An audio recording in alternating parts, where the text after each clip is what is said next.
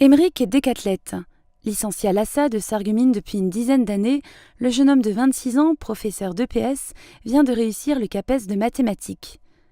Il prendra bientôt la direction de Paris pour enseigner. Mais avant cela, direction Saint-Pétersbourg en Russie, avec son frère Médéric, 29 ans, docteur en géologie à l'université de Strasbourg.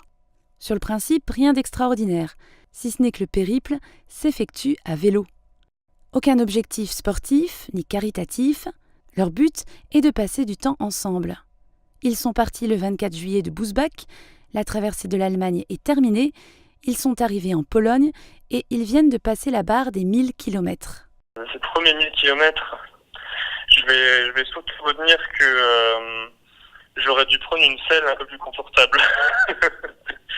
C'est difficile comme question. Je pense que ce que je vais retenir, c'est que j'ai appris quelque chose sur mon propre corps que je ne connaissais pas. Pourtant, je fais quand même du sport à assez bon niveau, on va dire. Mais là, c'est vraiment une activité que je découvre, qui est le sport vraiment fait pendant toute une journée, pendant toute une semaine, sans s'arrêter.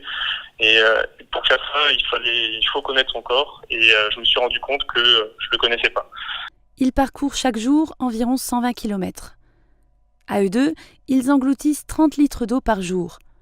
Chaque soir, ils cherchent un campement pour passer la nuit. Le point d'eau est leur seule exigence. Après, la nourriture, on peut toujours s'arranger. Il y en a partout. On peut toujours acheter quelque chose en passant dans une ville.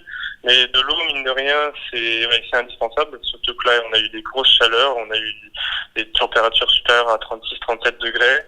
Pas d'ombre en vélo le long des routes, à part quand il y a des arbres, évidemment. Mais il n'y a pas d'ombre, on est en plein soleil. On se rend pas forcément compte qu'on est en train de cramer parce que avec la vitesse, le vent nous rafraîchit un petit peu. Donc, de l'eau, on en boit énormément. Après, le soir, l'eau est indispensable pour pouvoir se doucher. Parce qu'on a besoin de ça pour mieux récupérer, parce que le lendemain, il faut repartir à 6 heures du matin. Mais effectivement, le soir, on a une couche de sueur séchée mélangée avec des petits moustiques. Vous savez, comme quand vous roulez dans le sud en voiture, vous avez le pare-choc avant de votre voiture plein de moustiques. Là, c'est pareil, sauf que c'est notre peau. Et ça accumulé avec le soleil et puis la sécheresse du vent qui nous sèche et notre sueur, la peau est vraiment agressée. Ils ne savent pas encore s'ils atteindront l'objectif final, Saint-Pétersbourg, le 17 août prochain. Les billets d'avion sont d'ores et déjà réservés.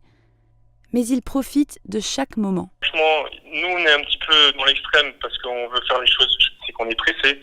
Mais je recommande vraiment. Le vélo, c'est super en Europe. La première chose à faire, c'est d'essayer de viser un objectif. Et une ville en France, une ville en Europe, n'importe laquelle.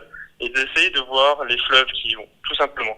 Parce que les fleuves, c'est vraiment les routes des cyclistes. C'est-à-dire que c'est des endroits où on est sûr qu'il y aura des points d'eau, on est sûr qu'il y aura de la vie, parce que les villes se trouvent toujours le long des fleuves, et on est sûr que ça sera relativement plat. Les pistes cyclables en Allemagne sont accessibles. En Pologne, ils viennent de tester la route nationale avec circulation très dense. Ils ont trouvé des chemins adaptés au vélo au nord-est. Du courage, il leur en faudra, encore 2000 km et 3 pays à parcourir avant de rejoindre la Russie.